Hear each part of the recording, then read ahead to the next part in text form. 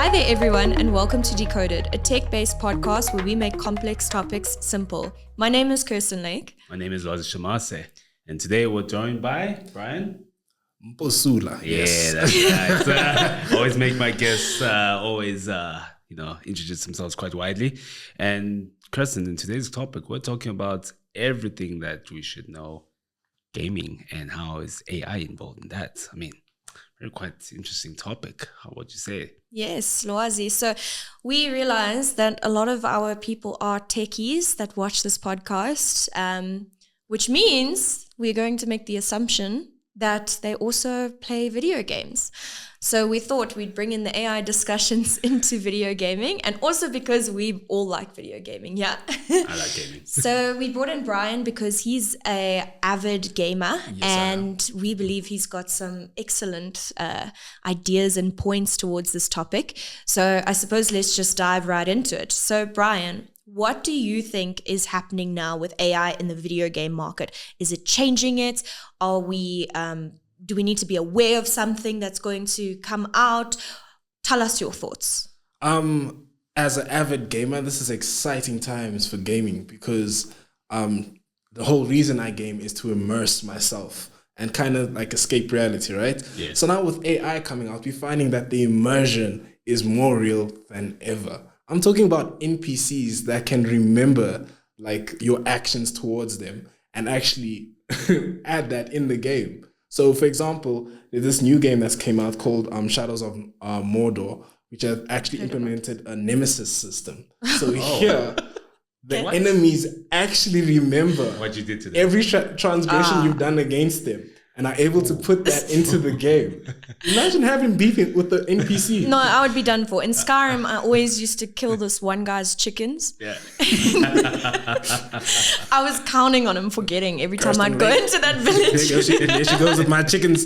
and then they rile up all the other villagers, and now you're running around with a full lynch mob against you. No, it's absolutely insane because AI now gives us this new world that we actually have engagement with NPCs as if we were having it with another person. And I think it just like makes for better gameplay in the essence that it's a whole immersive reality in that Kirsten as an NPC in my game has her own personality, has her own history with me. And we can, every time I engage, she can recall that and actually input that in the game as I interact with her, which is just mind-boggling. Oh, it's mind-boggling. And that's just like the tip of the iceberg, really. Yeah, and that's the thing with AI's integration, especially this new models that are coming out into gaming. I mean, we heard that GTA 6 is coming out next year. And we can clearly see from just the trailer that there's AI in there. 100%. Probably from NPC generation. Would you say deepfakes, Kirsten? Probably low-key deepfakes over there. But in general, like role-based games, I mean, they're gonna love it with the development because it will make the game more real, more authentic. Like it's a different world to what we're living in because of AI integration. Like what you've mentioned, that they'll remember stuff that you did, or a new patch, let's say weather patch, actually affects the gameplay, affects the world. But my worry is now with other racing titles in other industries. Let's take football, for example. Let's take actually sports and racing in particular. Do you think AI can further enhance it? Look, I've played Forza, the latest Forza Horizon.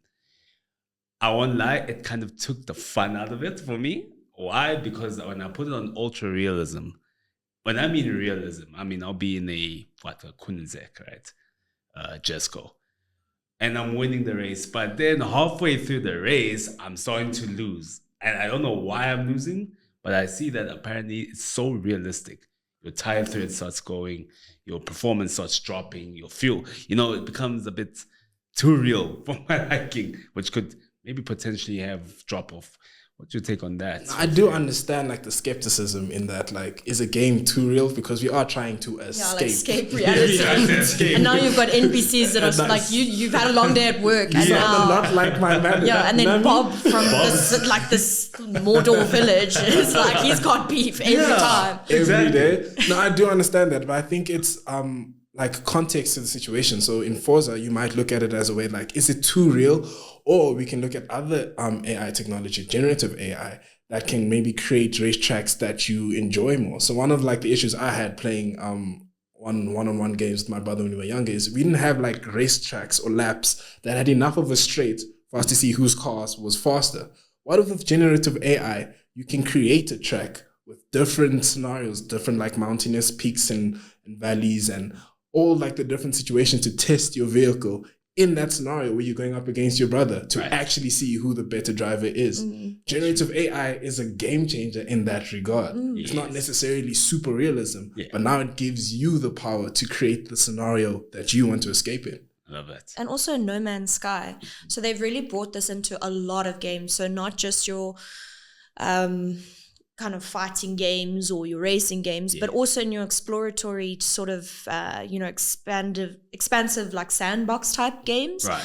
And No Man's Sky was actually like one of the first that incorporated this. But essentially every single planet that you go, so it's a space-based game for those who don't know, but every single planet that you go to is procedurally generated. Now, procedural generation essentially means that in the gaming context, right? That you have kind of a base object. So for example, a tree. Now, I don't necessarily always want my coding staff to be creating hundreds of thousands of different variations of a tree. So what I'll do is I'll use AI to kind of have a baseline of the rules of what a tree should be. A tree should have a trunk, it should have branches, and it should have some types of leaf variations, right? And then I give it a palette of different types of variations it can use. And what procedural generation will do is create you hundreds of thousands of different things based on that initial set of rules. So what we're seeing in games like No Man's Sky, their coding resources, so their people that made the game, could focus on more important tasks. So they could focus on things like storyline, gameplay, things like how the actual character moves and responds to the world. But the things like how a planet behaves, they made that all procedurally generated. The entire galaxy is procedurally generated. So you can go and play No Man's Sky and you can find completely different things to your friend who plays the same game.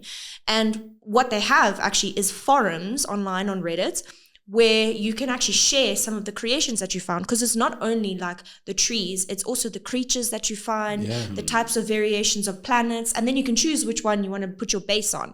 So it really, if you're the type of person that's quite imaginative and wants to explore, it really brings a new sense of exploring to your gameplay.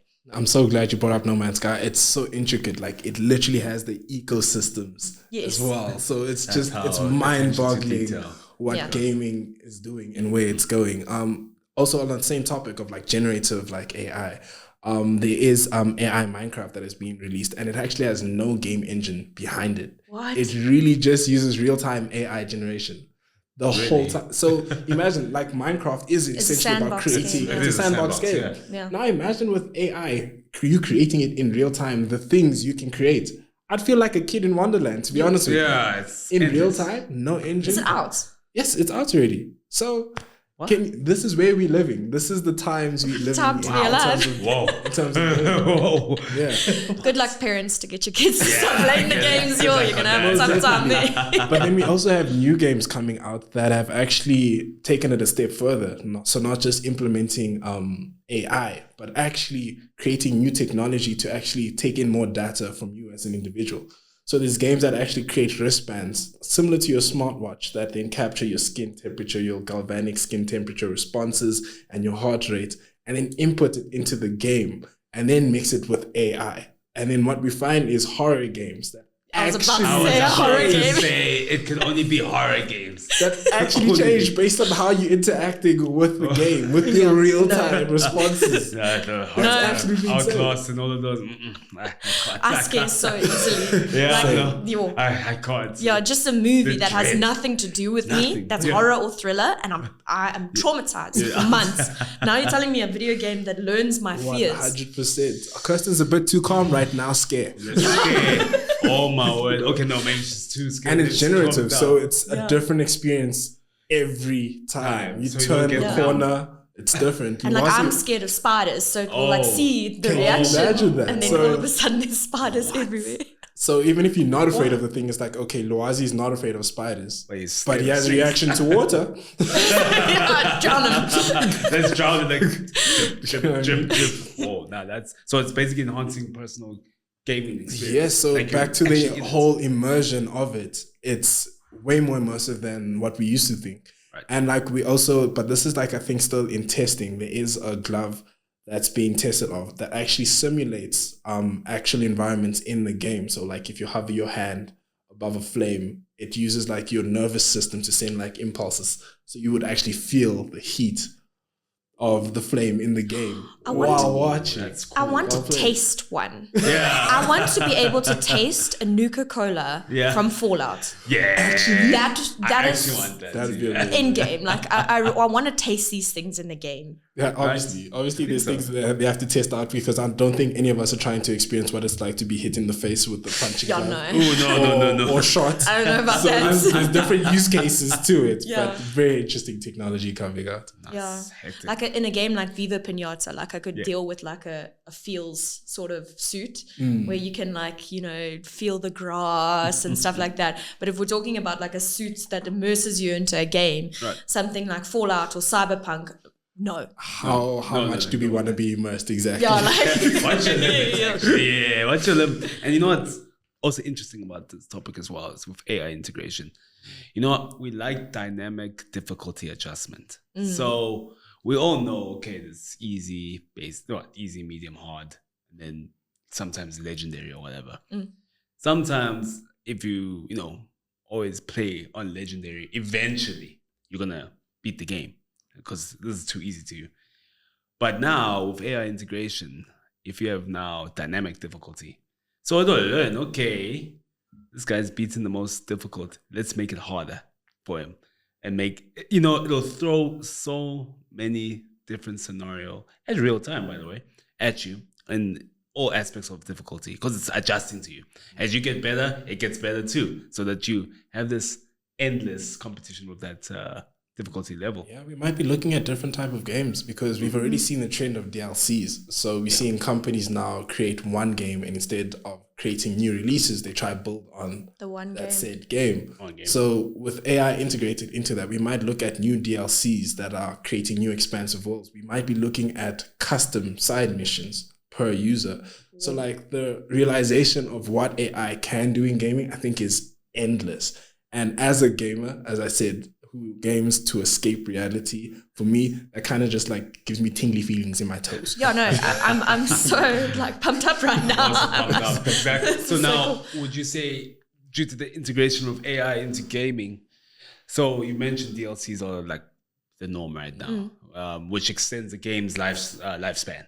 So before it used to be maybe 2-3 years. Now it's like 10 years. I mean, look at GTA 5. Exactly. It's still going on until 6 is out, and it's been over 12 years. But also GTA, the new GTA is going to have a cryptocurrency mechanism, which I'm very interested to see. And they're saying that you could possibly make real money off of the game because it's going to be like an emulation of the crypto market on there. GTA might be a solid career path nowadays. Yeah. So that's the thing. That's how immersive it's getting. And this is now where it's going to be very interesting. Do you think this will limit the amount of releases? 100%. I think even with GTA 6, as we've used, I think the reason it's taken so long to release is because they factored this in. I think GTA 5 was such a big success because its shelf life was nearly endless. To be honest with you, the amount of DLCs, the amount of things you can do in GTA 5 is just crazy. So you can only imagine what they're trying to do with GTA 6 with new technology, with new innovation, and with generative AI. If generative AI can create custom sideline stories per user, adding that to the GTA experience which is you just living your best liberal life.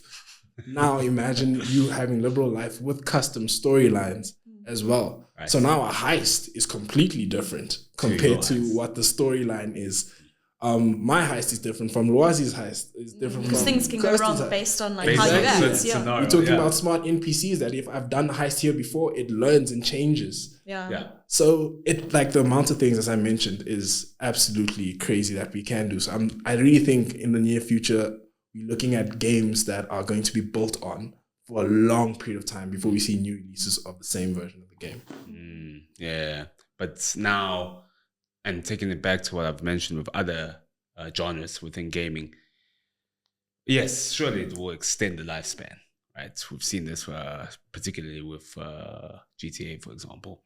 But now with yearly releasing games, like the sports games, for example, what happens there?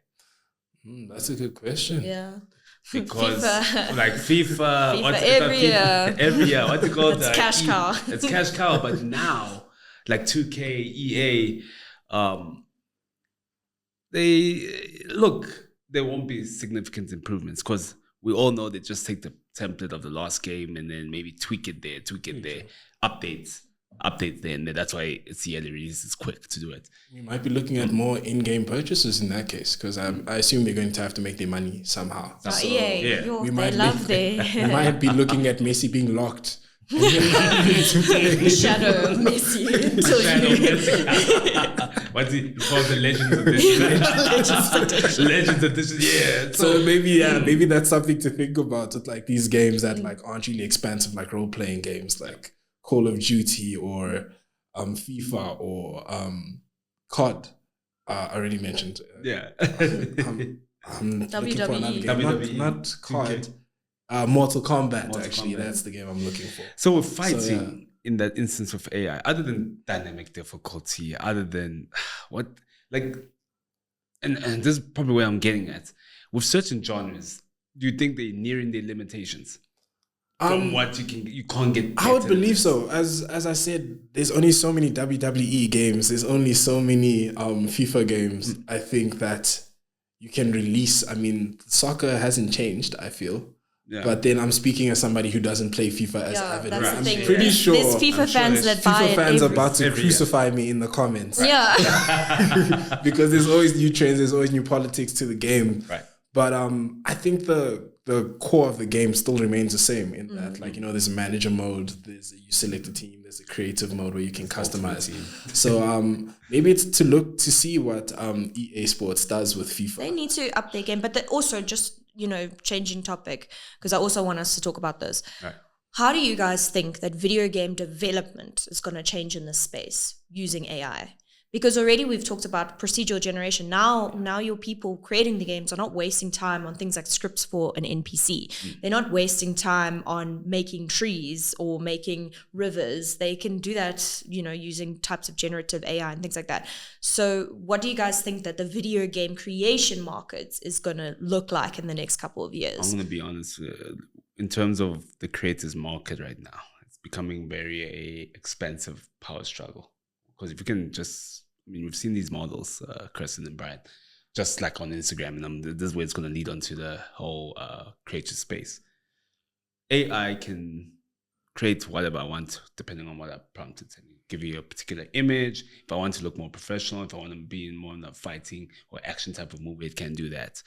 Now, in the instance of gaming development, all those assets that took like months or years to develop will be done faster because of scripting, because it'll generate dynamic scripts, which the possibilities endless, and this is assuming that the model doesn't get updated, which of course it will. That's going to be part of the updates to the game. So development time in terms of assets will be slashed in half.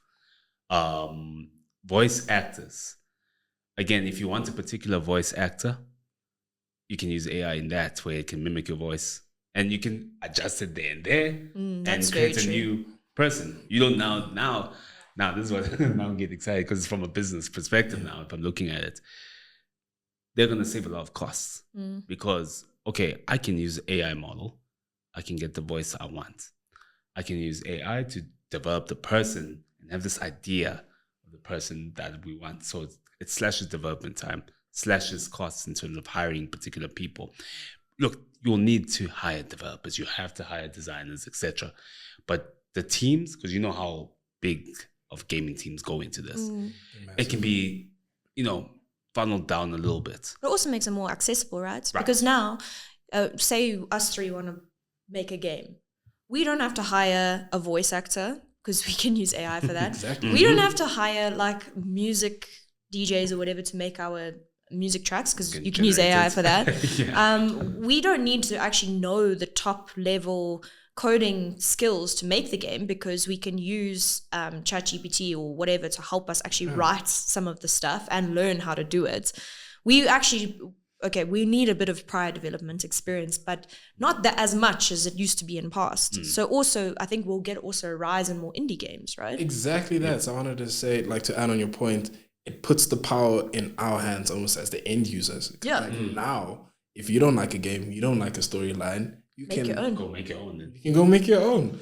And we have technology such as like Unreal Engine, Unity, Ludo, if I'm not mispronouncing it, and Rosebud that like help you, and like they're super intuitive in creating these realistic games. So if you don't like the storyline of a game, after they've put all the DLCs, all the custom scenarios in them, you can hop on your laptop and create one yourself. I think now the problem is having laptops that have the processing power to render. But the thing is the gamers would. So this is going to take rage quitting to the next level. Oh, yeah. Because you actually, you know, in gaming, you always have that one friend that loves to rage quit, and then they're like, I'm done with this game. I'm done. They'll throw their controller, whatever. But now that friend that has that rage quit tendency can actually say, you know what, I'm going to make a better game. And they just might do it. And they might do it. Exactly that. We might be looking at an emergence of a new market, maybe. Maybe people would be creating their own games and, you know, marketing it to themselves. Right.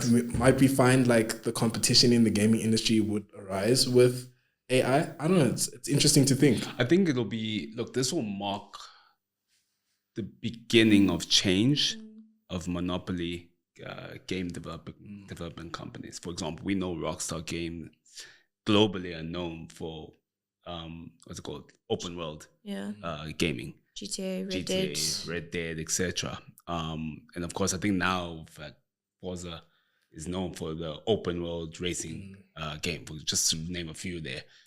But due to now AI's accessibility, all you just need is a computer that can do it. Which gamers have already. I mean, that's why they have those towers with nice swirly lights. Exactly. The RGBs. Yeah, the RGBs. 30K for them swirly lights. I better have them. It has to have it with those internal coolers. You know, they have the tech, and they can do it in a faster time with a less budget, which I think this will be the beginning of the end of monopoly. Yes. Yeah, and now what I like, it's going to now force competition now. Like, we're already seeing this right now, I think, from a country perspective, where it's this disruptions. People are looking at now countries, okay, I think we should start not relying on other countries now. If it's starting at that level, ourselves. Yeah. Now look at tech now. I think that's what's going to happen. It's already happening in our industries already. For example, right now, many of these other companies say, instead of us hiring IT companies to do it, why don't we just start our internal? 100%. It's cheaper. So if it's starting at that level with gaming, especially for AI, it's going to start happening. I love what you say there, because also you get companies that have kind of become complacent. Yeah. So me as a Sims player, I love Sims. I've supported Sims, wherever. Simpsons. But the thing is, I feel like EA has become a little bit complacent, and they give you the smallest stuff packs, but they charge you a massive price. I actually calculated the other day. If you want to buy Sims 4 and you want to get all the DLCs, it's going to cost you around 6K. Yeah. That's insane. It's insane. That racks up quite a bill. In-game prices. So now what you have is you have a group of people that really love a simulation game. They have the tech to do it. Yeah. And we actually are seeing a more emergence from indie markets of more simulation games. And this has forced Sims to rethink how they are structuring their model. Do we charge so much for these expansion packs? Are we going to have to release a new game? How do we compete with these people? And the thing is the people that would make the competition games are actually avid enthusiasts. They just have a passion for the game. So they're actually not even doing it because they want to make a lot of money. They're doing it because they just love simulations, yes. And now this is where it's going to get hand in hand with cloud as well, with the boom of data centers, because we need to facilitate this. Let's take this. I'll use a good example. Let's take the Pokemon company and Pal World. Remember, Pokemon dominated that whole monster emulating game for 25 plus years. They've had competition come out now. Pal World come out. They said, I like this, but I wanted to have guns.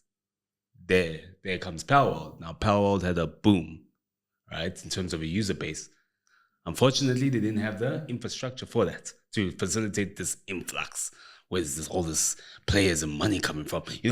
Now because of AI's integration now, I genuinely think if it sits right, indie developers, once they develop their games, they can then apply when deploying, facilitate servers that are dynamic.